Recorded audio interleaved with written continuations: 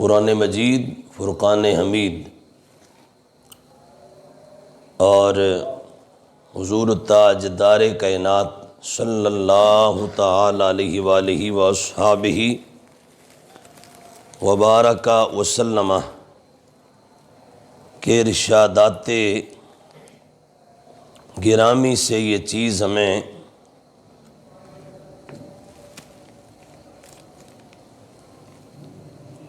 معلوم ہوئی کہ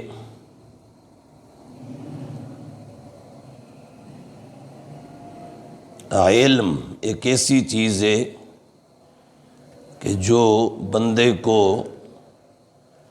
دیگر انسانوں سے ممتاز بھی کرتی ہے اور دنیا آخرت کی کروڑہا عزتوں کا مالک بھی بناتی ہے۔ سبحان اللہ، سبحان اللہ، ماشاءاللہ، ماشاءاللہ، ماشاءاللہ، سبحان اللہ، اور علم سے مراد علم دین ہے۔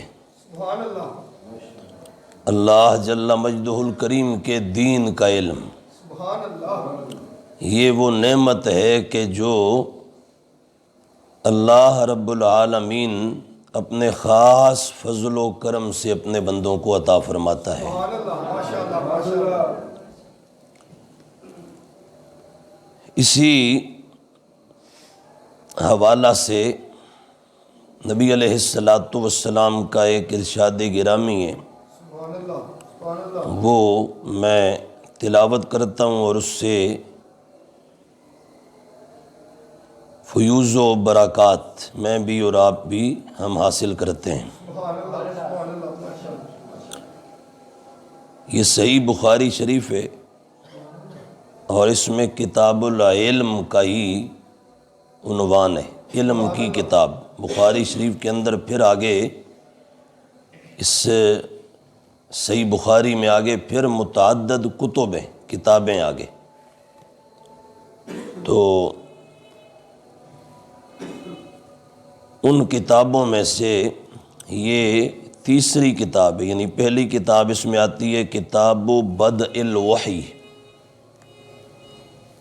وہ وحی کے لحاظ سے ہے، اور دوسری کتاب اس میں آتی ہے کتاب الایمان، ایمان اور اس کے جو متعلقات ہیں انہیں اس دوسری کتاب میں بیان کیا گیا ہے، اور تیسری کتاب ہے یہ کتاب العلم، اس میں علم اور اس کے فضائل، شمائل، خصائل اور پھر علم کے مسائل کا حضرت امام بخاری رحمۃ اللہ علیہ نے بیان فرمایا ہے۔ سبحان اللہ، سبحان اللہ، ماشاءاللہ، تو ایک اہم مسئلہ ہے جو سب کو جاننا چاہیے، معلوم ہونا چاہیے۔ عام طور پر علم نہیں ہوتا تو پھر اس سے آگے ایک بد نظمی پیدا ہوتی ہے، بے چینی پیدا ہوتی ہے، اور اللہ تعالیٰ محفوظ فرمائے پھر طرح طرح کی بدگمانیاں جنم لیتی ہیں۔ اور مسئلہ یہ ہے کہ حضرت امام بخاری رحمۃ اللہ علیہ حدیث پاک بیان کرنے سے پہلے اس پر ایک عنوان قائم کرتے ہیں، اس کو ہماری زبان میں ترجمۃ الباب کہتے ہیں، باب کا ایک عنوان قائم کرتے ہیں، اور وہ ہے باب من سئل علما وهو مشتغل فی حدیثہ فأتم الحدیث ثم اجاب السائل، کہ کسی شخص سے علم کے بارے میں پوچھا جائے، علم کا کوئی بھی مسئلہ پوچھا جائے، کوئی بھی مسئلہ، وضو کا ہے، نماز کا ہے، زکوٰۃ کا ہے، حج کا ہے، یا دیگر عبادات و معمولات اسلامیہ کا ہے، کوئی بھی مسئلہ ہے، پوچھا گیا اور جس سے پوچھا گیا ہے وہ بندہ ابھی مصروف ہے، کسی کام میں لگا ہوا ہے، مشغول ہے، وہ مشتغل فی حدیث ہی، اور وہ اپنی بات چیت میں مصروف ہے، گفتگو ہو رہی ہے، کوئی بات چیت ہو رہی ہے، اس میں وہ مصروف ہے، تو اب وہ کیا کرے؟ تو امام بخاری کہتے ہیں کہ وہ جو بندہ جس سے سوال کیا گیا اور وہ گفتگو میں مصروف تھا، تو اسے چاہیے کہ پہلے وہ اپنی گفتگو جو چل رہی ہے اسے پورا کرے، اس گفتگو کو مکمل کرے، پھر سوال کرنے والے کے سوال کو ایڈریس کرے، پھر اسے جواب دے۔ اب ہمارے یہاں کیا ہوتا ہے عام طور پر، یہ صرف طالب علم نہیں، عام بھی ہمارے یہاں، کہ بڑا ہی اہم کو مسئلہ کیوں نہ بیان ہو رہا ہو، اس کا احساس نہیں کیا جاتا، خیال نہیں کیا جاتا، اور اس کی طرف توجہ نہیں کی جاتی، اور درمیان میں بعض لوگ وہ سوال کرنا شروع کر دیتے ہیں، بولنا شروع کر دیتے ہیں، اور اس کا نتیجہ یہ ہوتا ہے کہ وہ بات جو بڑی اہم تھی اس کی اہمیت نظر انداز ہو جاتی ہے، اور جو مسئلہ بیان ہونا چاہیے تھا اور جس طرح آگے اس کو پہنچنا چاہیے تھا، سمجھانا اور سمجھنا چاہیے تھا، وہ کچھ نہیں ہو پاتا۔ تو اب اس کا وبال سارا اس بندے کے سر جائے گا کہ جس بندے نے درمیان میں آ کے تو ایسا کیا ہے، دخل اندازی دی ہے۔ تو یہ شرعی مسئلہ ہے، ذہن میں رکھ لیں ہر بندہ کہ کبھی بھی زندگی میں آپ نے کوئی بات کرنی ہے، کوئی مسئلہ پوچھنا ہے، کوئی بھی سوال کرنا ہے، تو اس کے لیے پہلے یہ دیکھیں کہ آیا پہلے سے کوئی گفتگو تو نہیں ہو رہی۔ اگر ہو رہی ہے تو پھر اس گفتگو کو بیٹھ کے آپ بھی آرام سے سنیں، اور ہو سکتا ہے کہ بہت ساری چیزیں آپ کو بھی وہاں سے نصیب ہو جائیں۔ وہ جو پہلے سے بات چیت ہو رہی ہے، آپ توجہ سے کان لگا کے دھیان سے سنیں تو ممکن ہے کہ آپ کے بھی کئی ایک مسائل اس سے حل ہو جائیں۔ تو آپ درمیان میں مت بولیں، ابھی آپ سنیں، اور جب وہ گفتگو جو ہو رہی ہے کسی مقام پہ پہنچ کر مکمل ہو اور پوری ہو جائے تو پھر آپ اپنا سوال رکھیں اور اس کا جواب آپ لیں۔ اس پر امام بخاری رحمۃ اللہ علیہ نے جو حدیث پاک یہاں بیان کی، نبی علیہ السلام کے ارشاد گرامی، ان نبی ہریرہ رضی اللہ تعالی عنہ، حضرت سیدنا ابو ہریرہ رضی اللہ تعالی عنہ سے مروی ہے، قال، وہ فرماتے ہیں، بینما النبی صلی اللہ تعالی علیہ وآلہ وصحابہ وبارک وسلم فی مجلس یحدث القوم، فرماتے ہیں نبی علیہ السلام ہمارے درمیان تشریف فرماتے ایک مجلس میں، یعنی صحابہ کرام علیہم رضوان کی ایک مجلس تھی، اور اس میں حضور جان جانا رحمت عالم و عالمیہ سید انس و جاں صلی اللہ تعالی علیہ وآلہ وصحابہ وبارک وسلم تشریف فرما تھے۔ ماشاءاللہ ماشاءاللہ سبحان اللہ۔ یحدث القوم، اور نبی علیہ السلام قوم سے کچھ فرما رہے تھے، حضور نبی علیہ السلام کا مبارک بیان ہو رہا تھا، آپ کی مقدس گفتگو چل رہی تھی۔ جاءہ اعرابی، اتنے میں ایک عرابی آ گیا، وہ عرابی آتے ہی فقالا، فوراً بول پڑا، اور یہ نہیں دیکھا کہ نبی علیہ السلام پہلے سے گفتگو فرما رہے ہیں، اور رحمت عالم علیہ السلام اپنے غلاموں کو کچھ تعلیمات عطا فرما رہے ہیں، اور نبی علیہ السلام کے ارشاد کا ایک سلسلہ جاری ہے، تو میں درمیان میں نہ بولوں۔ فقالا، آتے ہی وہ بول پڑا، کہنے لگا، متی الساعہ، حضور قیامت کب آئے گی، قیامت کب ہوگی؟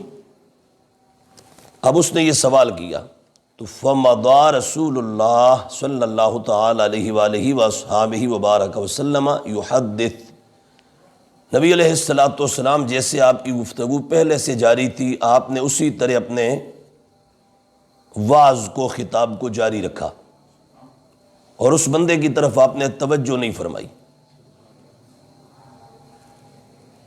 فقال بعض القوم، صحابہ کرام علیہم رضوان میں سے بعض بولے، کہنے لگے، سمع ما قال فکرہ ما قال، کہ نبی علیہ السلام نے اس سائل کا سوال سن تو لیا ہے، مگر یہ درمیان میں آ کے جو اس نے سوال کیا تو اس عمل کو حضور رحمت عالم علیہ السلام نے ناپسند فرمایا ہے۔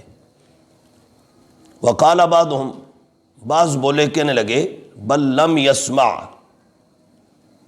بلکہ نہیں، حضور نے سنا نہیں ہے۔ حتی اذا قضا حدیثہ، یہاں تک کہ نبی علیہ السلام نے اپنی گفتگو مکمل فرمائی جو پہلے سے چل رہی تھی۔ جب پوری ہو گئی تو قال، حضور نے فرمایا اینا اراہ السائل عن الساعہ، فرمایا وہ سائل کدھر ہے جس نے قیامت کے بارے میں پوچھا تھا۔ تو اب یہاں دیکھیں کہ حضور جانے جانا جو رحمت للعالمین ہیں، تمام جہانوں کے لیے اللہ تعالیٰ نے جنہیں سراپا رحمت بنا کر بھیجا ہے، سبحان اللہ، ماشاءاللہ، جو مہربان ہی مہربان بے ہے، شک بے شک بے شک، کریم ہی کریم ہے۔ بلکہ وہ حدیث پاک کہ جب آپ مکہ شریف میں داخل ہوئے فتح مکہ کے موقع پر، تو آپ نے سب اہل مکہ سے کہا بولو میرے بارے میں تمہارا کیا گمان ہے، آج میں تمہارے ساتھ کیا کروں گا۔ تو انہوں نے کہا تھا وہ جو جان کے دشمن تھے، وہ جنہوں نے قدم قدم پر حضور کے مقدس مشن کے راستے میں روڑے اٹکائے، وہ جنہوں نے رحمت عالم علیہ السلام آپ کے راستوں میں کانٹے بچھائے، وہ جنہوں نے نہ جانے کیا کیا دکھ دیے، بالآخر حضور نے ہجرت فرمائی، مدینہ شریف تشریف لے گئے۔ آپ آج جب واپس آئے اور فاتحانہ شان کے ساتھ داخل ہوئے تو سب جمع تھے، حضور نے فرمایا کہ بولو آج تمہارا میرے بارے میں کیا گمان ہے، میں تمہارے ساتھ کیا کروں گا۔ تو وہ سب بولے، کہنے لگے حضور آپ خود بھی کریم ہیں، آپ کے بابا جان بھی کریم تھے۔ اللہ، تو یعنی وہ خود بھی کریم ہیں اور ان کے بابا جان بھی کریم، ان کے دادا جان بھی کریم، اور سب آبا و اجداد حضور کے کریم گزرے۔ بے شک بے شک، تو حضور تو پھر کریموں کے بھی سردار تھے، بے شک بے شک، ہیں جو کرم والے ہوئے نا، پہلے یا بعد قیامت تک ہوں گے، ان سب کے اوپر اللہ نے سیدہ زہرا پاک کے بابا جان کو سیادت اور سرداری کا تاج عطا فرمایا ہے۔ تو نبی علیہ السلام جلوہ گر ہیں، آپ گفتگو فرما رہے ہیں، آپ کی بات چیت ہو رہی ہے، اس دوران وہ عرابی آیا اور اس نے آگے سوال کیا۔ اب اس نے سوال کیا تو نبی علیہ السلام نے جو گفتگو پہلے سے چل رہی تھی اس کو جاری رکھا اور اپنا مقدس بیان روکا نہیں، خطبہ موقوف نہیں فرمایا، تقریر کو موقوف نہیں فرمایا، جو ارشاد گرامی کا سلسلہ ایک چل رہا تھا اس کو کنٹینیو کیا۔ تو اس میں ہمارے لیے سبق کیا ہے اور درس کیا ہے؟ درس یہ ہے کہ آپ کسی بھی علمی محفل میں حاضر ہوں، کسی بھی علمی مجلس کے اندر حاضر ہوں، یہ بھی فرض کریں بھائی یہ خطبہ جمعہ ہو رہا ہے یا اس کے علاوہ کوئی پروگرام چل رہا ہے، کوئی بھی جلسہ ہو رہا ہے، خطاب ہو رہا ہے، تقریر ہو رہی ہے، گفتگو چل رہی ہے، قرآن و سنت کا وعظ ہو رہا ہے، تو ایسی صورت میں کبھی بھی آپ درمیان میں آ کے مت بولیں، انشاءاللہ درمیان میں آ کے گفتگو مت کریں، انشاءاللہ، نہ آپ جو خطاب کر رہے ہیں ان سے کسی طرح کا کوئی سوال کریں اور نہ سامنے جو لوگ بیٹھے ہیں ان میں سے کسی کے ساتھ آپ کو بات چیت کریں۔ انشاءاللہ، اور یہ ضروری نہیں ہے کہ یہ جیسے اب اس وقت ہم جس پوزیشن میں بیٹھے ہیں یہاں نہیں، اس کے علاوہ بھی فرض کریں ہم علادہ کو مجلس لگی ہے، کوئی محفل ہماری ہو رہی ہے، کوئی پروگرام ہو رہا ہے، بے شک ایک بندہ ہی سامنے بیٹھا ہے، دو بیٹھے ہیں، چار بیٹھے ہیں، کوئی بھی نشست ہے جس میں پہلے سے گفتگو کا ایک سلسلہ چل رہا ہے اور واضح و بیان ہو رہا ہے، تو اس واضح و بیان کے دوران مت بولیں، اس کے درمیان میں مت گفتگو کریں، آپ خاموش آ کے تشریف فرما ہو جائیں، تشریف رکھیں اور جو گفتگو چل رہی ہے آپ اس کو سنیں۔ وہ گفتگو جب کسی نہج پر پہنچ کر اختتام پذیر ہو جائے، مکمل ہو جائے، اب آپ جو بھی کہنا چاہتے ہیں، پوچھنا چاہتے ہیں، جو بھی آپ کا مسئلہ ہے، جو بھی پرابلم ہے، اب آپ اس کو سامنے رکھ دیں۔ یہ ہے ادب اور آداب۔ سبحان اللہ، دیکھیں نا، ہر جگہ اور ہر محفل کوئی بھی ہو، دینی ہو دنیاوی ہو، اس کے کچھ آداب ہوتے ہیں، کچھ اس کے لحاظ سے ایٹیکیٹس ہوتے ہیں، کچھ پنچویلٹیز ہوتی ہیں کہ جن کو ہمیشہ مد نظر رکھا جاتا ہے۔ آپ اگر ان کا لحاظ نہیں کریں گے تو پھر آپ کا لحاظ بھی نہیں ہوگا۔ یہ آپ دنیا میں کئی ایک مواقع پر اس کا مظاہرہ دیکھتے ہوں گے۔ تو ایسے ہی آپ جب کسی دینی محفل میں آئیں، دینی پروگرام کے اندر شریک ہوں، تو کبھی بھی وہاں آپ درمیان میں آتے ہی فوراً کوئی گفتگو نہ کریں، کسی طرح کا کوئی کلام نہ کریں، خاموشی سے اس مجلس اور محفل کا ادب کرتے ہوئے، احترام کرتے ہوئے، اور اس دینی مجلس اور محفل، اس کی عزت و توقیر کو سامنے رکھتے ہوئے آپ خاموش تشریف فرما ہو جائیں، آرام سے بیٹھ جائیں۔ جب وہ گفتگو کسی مقام پر پہنچ کر پوری ہو جاتی ہے، اب آپ درمیان میں اپنا سوال کر لیں، اب آپ اپنا جو بھی مسئلہ ہے اس کو سامنے رکھ دیں۔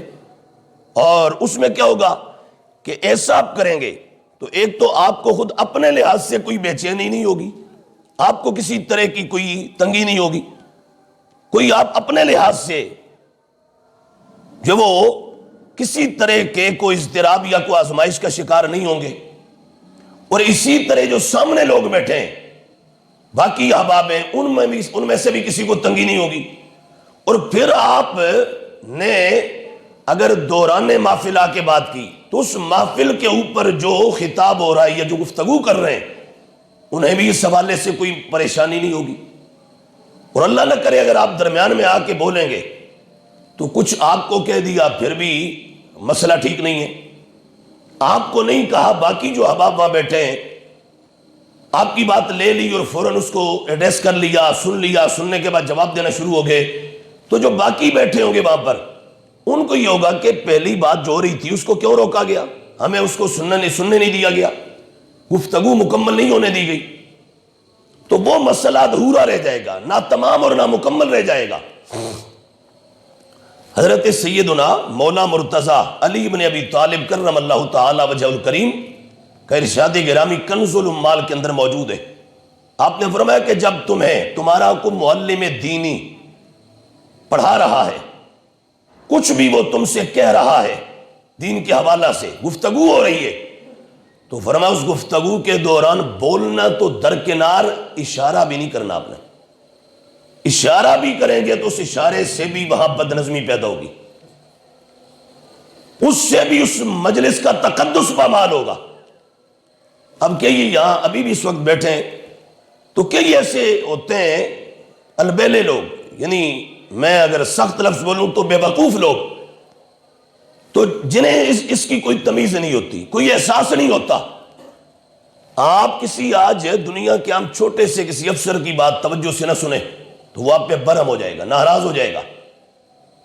کجا کو عام دنیا کی گفتگو اور کو عام محفل اور مجلس اور کوئی عام بولنے والا، اور کہاں پھر دین کی مجلس اور محفل، قرآن پڑھا جا رہا ہو تو آپ وہاں درمیان میں بولنا شروع کر دیں، حدیث پاک کی تلاوت ہو رہی ہے وہاں درمیان میں آپ بولنا شروع کر دیں، تو یہ سراسر بے ادبی کے زمرے میں آتا ہے، اور یہ مجلس اور محفل کے آداب کے خلاف ہے، لہذا کبھی ایسا نہ کریں۔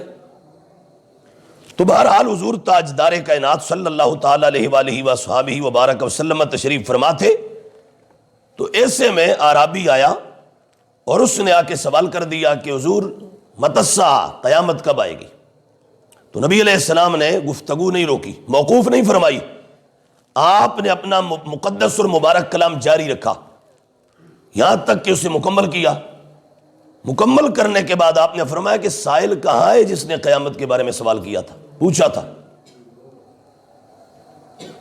اب یہ میرے لیے، آپ کے لیے، سب کے لیے صبح قیامت تک سبق ہے کہ جب بھی آپ کسی دینی مجلس اور محفل میں آئے تو آپ کا یہ انداز ہونا چاہیے کہ آپ آتے ہی خاموشی سے بیٹھ جائیں، سوال نہیں کریں، جو گفتگو ہو رہی ہے آپ اس کو سنیں، وہ جب مکمل ہو جائے کسی نہج پر پہنچ کر اس کے بعد آپ اپنا سوال کر دیں۔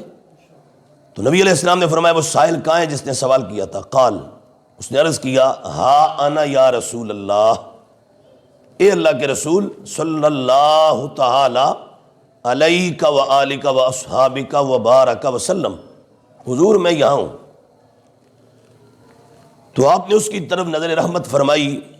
قال، اور آپ نے فرمایا تو نے قیامت کے بارے میں سوال کیا تو سن میں تجھے بتاتا ہوں کہ قیامت کب آئے گی. یہ آپ بھی سن لیں اور اس حوالہ سے پھر آپ آج اپنے موجودہ اس عہد کا جائزہ لے لیں اور حالات کو دیکھیں آپ. اور یہ نشانی آج ہمارے سامنے پوری ہوتی نظر آ رہی ہے قیامت کی جو حضور نے بیان کی تھی. یہ حالات اس وقت بالکل بنے ہوئے ہر طرف. حضور نے فرمایا فَإِذَا ضُيِّعَتِ الْأَمَانَةُ فَانْتَظِرِ السَّاعَةَ، فرمایا جب امانت کو ضائع کر دیا جائے تو پھر تم قیامت کا انتظار کرنا. امانت کو جب ضائع کر دیا جائے،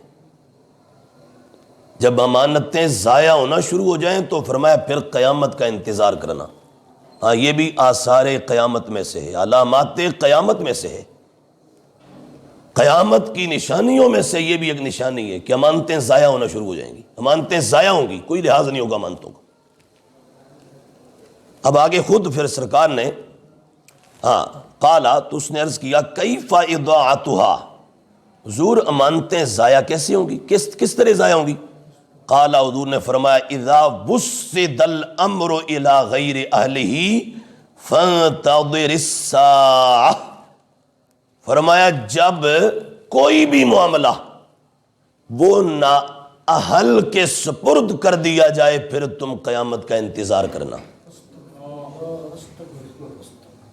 اب آپ دیکھ لیں دینی لحاظ سے بھی دنیاوی لحاظ سے بھی. آج اب سب سے پہلے میں اپنی بات کروں کہ بھئی آپ اس ممبر کو لے لیں، اس ممبر کو سب سے پہلے میں یہاں کی بات کروں، آپ یہاں کو اس کو لے لیں کہ یہ وہ جگہ ہے کہ جو دین کی ترجمانی کے لحاظ سے ایک بڑی مرکزی حیثیت کی حامل ہے. بے شک بے شک. ممبر، آپ اس ممبر کو لے لیں. اب 100 مسجدوں کا سروے کریں نا، 100 مسجدوں کا، تو 100 مسجدوں کے بعد آپ کو 2 یا 3 مسجدوں میں مکمل پراپر مضبوط عالم ملیں گے. بے شک بے شک بے شک. 100 میں سے میں یہ پھر بول رہا ہوں، جملہ پھر دوہرا رہا ہوں، 100 مسجدوں کا وزٹ کرو، 100 مسجدوں کا، 100 مساجد آپ پھر لو. علم کا تعلق یہ داڑھی کے ساتھ نہیں ہے. یہ ہمارا عزیز بیٹھا ہے سامنے، یہ انجینئر ہے، اس نے انجینئرنگ کر رکھی ہے. اب ماشاءاللہ یہ چہرہ سجا دجا، تو علم کا اس سے تعلق نہیں ہے. امامہ شریف ہمارا یہ عزیز ہے سامنے بیٹھا ہوئے، اب اس نے امامہ شریف ماشاءاللہ باندھا ہوئے، یہ جو سبحان اللہ کہہ رہا ہے بڑی اونچی آواز سے، وہ دور سے ہی آتا ہے، یہ سبحان اللہ کہہ رہے ہیں، یہ بالکل کوئی عالم نہیں ہے. تو اس کے ساتھ علم کا تعلق نہیں ہے.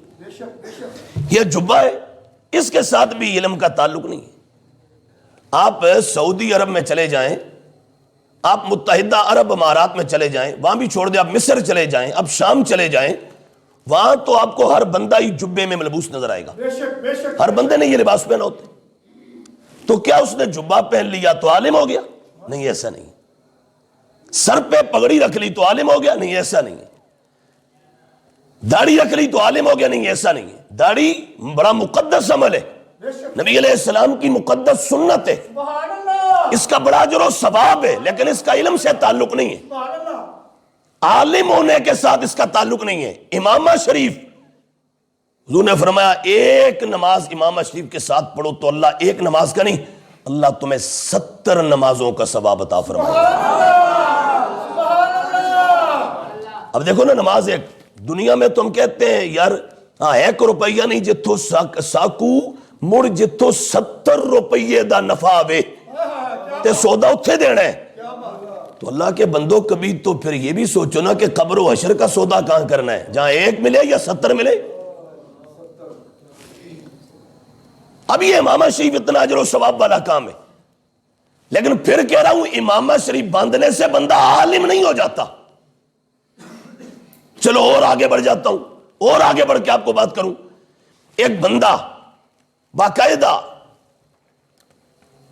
کو مسند بنا لے، کوئی اپنی بیٹھک بنا لے، کوئی درگاہ بنا لے، یا پہلے سے بڑوں کی درگاہ بنی ہوئی ہے، کوئی دربار بنا ہوا ہے، اس دربار کے مصلے پر بیٹھ جائے تو وہاں محض بیٹھ جانے سے بندہ عالم نہیں ہو جاتا. بے شک بے شک بے شک. کہ اب وہ منہ سے جو نکالے تو آپ کہیں جی چونکہ حضرت کی بہت بڑی درگاہ ہے تو اس واسطے یہ ان کی ہر بات سند ہے. ایسا نہیں ہے. چلو ان کی اپنی نہیں، بڑوں کی درگاہ چلتی آ رہی ہے، آپ کہیں جی اس درگاہ پہ تو وہ فلاں اللہ کے بڑے اونچے درجے کے ولی وہ بیٹھا کرتے تھے، تو جو ان کی سیٹ پر بیٹھا ہے تو یہ چونکہ وہاں بیٹھ گیا تو عالم ہو گیا. نہیں، ایسا نہیں ہے. میں نے ابھی پیچھے 2-3 جمعے آپ کو پڑھائے کہ ولیوں کے جو سردار ہیں نا، جن کو تمام اولیاء کے اوپر سیادت کا تاج اللہ نے بخشا ہے، سبحان اللہ. وہ ہے حضور شاہ جینا میرے میرا پیرے پیرا بے شک. حضرت بڑے پیر صاحب 11ویں والے پیر صاحب سیدنا شیخ عبد القادر جیلانی حضور غوث اعظم رضی اللہ تعالیٰ عنہ. سبحان اللہ. سبحان اللہ. سبحان اللہ. آپ نے بھی، میں نے ابھی 2 جمعے پہلے تمہیں بتایا، 30 سال تک غوث پاک نے باقاعدہ علم پڑھا ہے. بے شک. بے شک. سبحان اللہ. 30 برس غوث اعظم دین کے طالب علم رہے. سبحان اللہ. سمجھ آ رہی کوئی نہیں آ رہی؟ ماشاء اللہ. تو کیا اس سے پیغام ملا کہ محض گدی پر بیٹھ جانے سے بندہ عالم نہیں ہوتا. بے شک. بے شک. علم کے لیے باقاعدہ آگے کچھ قوائف ہیں، کچھ شرائط ہیں، کیا بات ہے. اس کے لیے کچھ قواعد و ضوابط ہیں، ان کے بعد بندہ عالم ہوتا ہے. اور آج ہمارے ہاں اس وقت باقاعدہ اس کے لیے ایک مروجہ کورسز ہیں، اس کے لیے ایک طویل دورانیہ ہے، ایک بہت بڑا ڈپلومہ ہے. سبحان اللہ. کو لگ بھگ 10 سال آج کے دور میں آپ اپنے آپ کو وقف کریں تو پھر اتنا ہو جاتا ہے کہ اب آپ پڑھنے کے قابل ہو جاتے ہیں. سبحان اللہ. سبحان اللہ. کم از کم کو 10 سال لگانے کے بعد. کیا بات. سمجھ آ گئی؟ سبحان اللہ. تو میں یہ بات تو ضمناً آگئی آپ کو کر دی. جو اصل بات کر رہا تھا واپس اس سے پیچھے اس کی طرف آ جائیں. حضور نے فرمایا، سائل نے کہا حضور قیامت کب آئے گی؟ سرکار نے فرمایا کہ جب امانتیں ضائع ہونے لگیں. استغفر اللہ. استغفر. اس نے عرض کیا حضور امانتیں کیسے ضائع ہوں گی؟ سرکار نے فرمایا جب منصب کسی غیر اہل کے سپرد کر دیا جائے، جو اس مقام کے لائق نہیں ہے، قابل نہیں ہے، اسے دے دو. تو فرمایا پھر قیامت کا انتظار کرنا تم. اب میں نے کہا کہ یہ ممبر ہے، اب 100 مسجدوں کو گھومیں، 100 مسجدوں کو سروے کریں. 100 مسجدوں کے بعد آپ اگر چیک کریں گے تو آپ کو مکمل عالم، مضبوط عالم، مستند عالم آپ کو 2 یا 3 مسجدوں میں ملیں گے. بے شک. بے شک. بے شک. کیا بات. باقی مسجدوں میں نمازیں بھی ہو رہی ہیں، جمعہ بھی ہو رہے ہیں، ختم بھی ہو رہے ہیں، نکاح بھی ہو رہے ہیں، محفلیں بھی ہو رہی ہیں، جلسے جلوس بھی ہو رہے ہیں، لیکن وہاں عالم نہیں ہے. اب عالم کی کیا پہچان ہے؟ آپ کہیں بھئی عالم ہم پھر کس کو کہیں؟ عالم کی پہچان یہ ہے کہ حضرت امام رازی نے آج سے 800-900 سال پہلے کہا، تو نے کہا تھا مدینے والے کی عربی اس کے سامنے رکھو، مدینے والے کی عربی، سبحان اللہ. سبحان اللہ. اور اگر وہ اپنی مادری زبان کی طرح پڑھ جائے تو اسے عالم کہا جاتا ہے. سبحان اللہ. سبحان اللہ. اس کے سامنے رکھو. سبحان اللہ. اور اگر وہ دیکھنے لگ جائے، اس کی نظر گھومے، کیا بات. تو پھر کہا سر پہ کلہ کتنا بڑا ہی کیوں نہ ہو، کیا بات. پیچھے گدی کتنی بڑی ہی کیوں نہ ہو، نام کے آگے پیچھے 11 گز کے بھی لفظ کیوں نہ لگے ہوں، فرمایا اس سے عالم نہیں کہا جاتا. اور یہ اب ہمارا چیلنج، یہ بخاری یہ قرآن کے بعد حدیث کی سب سے بڑی، دنیا اسلام کی سب سے بڑی کتاب ہے. یہ میں دے دیتا ہوں، آپ اس کو لے جائیں، میری کتاب کو 100 مسجدیں پھر کے آ جائیں. جس جگہ کو بیٹھا ہوا مرد کلندر پڑھ جائے تو پھر آنکھیں بند کر کے کہنا اس سے اللہ نے مدینے والے کے دین کا علم عطا فرمایا ہے. تو بہرحال بات ختم کرتا ہوں. حضور سے سائل نے کیا پوچھا، پھر وہ بات مختصر کر کے سائل نے کہا حضور قیامت کب آئے گی؟ میرے محبوب نے فرمایا جب امانتیں ضائع ہونے لگیں. اس نے پھر پوچھا، اس کرم کیا ہمارے اوپر. میں کہتا ہوں اس عرابی کو بھی کروڑوں سلام ہے، اس کی آنکھوں نے میرا محبوب دیکھا بھی ہے اور میرے محبوب سے ہمارا ایک مسئلہ بھی حل کروایا ہے. حضور نے فرمایا جب امانتیں ضائع ہونے لگیں تو پھر قیامت کا انتظار کرنا. اس نے عرض کیا حضور امانتیں کیسے ضائع ہوں گی؟ سرکار نے فرمایا جب منصب غیر اہل کو دے دیا جائے. اب ممبروں پہ دیکھ لو، مسلوں پر دیکھ لو، آپ تنظیموں کے سربراہوں کو دیکھ لو، آپ حکومتوں کے ایوانوں کو دیکھ لو، آپ ٹاپ سے باٹم تک یہ دنیا کے ہر ادارے کے اندر نظر دوڑاؤ، کیا ہر جگہ اہل بیٹھا ہوئے؟ اہل گلی گلی دھکے کھا رہے ہیں اور نہ اہل. وہ میاں صاحب والی بات ہے کہ ربا ایک ایک کھیڑ بنائی ہے کہ بھئی جو تیرے ہیں وہ ترسیں لقمے لقمے کو، ایک ایک پائی کو ترسیں، اور کتے یہاں کھیر کھا رہے ہیں، ملائی کھا رہے ہیں. سمجھ آ گئی؟ اس سے سمجھانا مقصود ہے، یعنی وہ کہ جن کے اعمال کرتوت تو ایسے ہیں کہ انہیں ایک پائی نہ ملے، کہا وہ عیاشی میں ہیں، سمجھ آ گئی، اور پوری بدماشی میں ہیں، اور جن کو کچھ ملنا چاہیے تو وہ یہاں پر آزمائش میں ہیں۔ لیکن یہ آزمائش بھی یہ یاد رکھیں، یہ بھی اللہ تعالیٰ کی طرف سے اگر کسی پر ہے تو وہ اس کا صلہ ہے، اس کے لیے انشاءاللہ اس کا بدلہ ہے۔ تو بہرحال میں بات سمیٹتا ہوں، پھر ایک مرتبہ یہ دوہرا کے کہنے لگا ہوں کہ قیامت کب آئے گی؟ جب امانتیں ضائع ہوں، اور امانتیں کیسے ضائع ہوں گی؟ جب منصب غیر اہل کو دے دیا جائے۔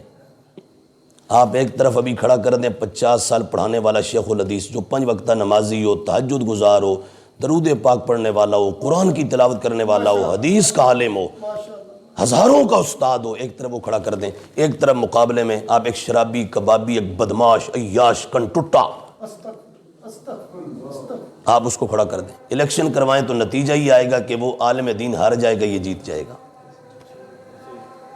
تو فرمایا قیامت کا انتظار کرنا۔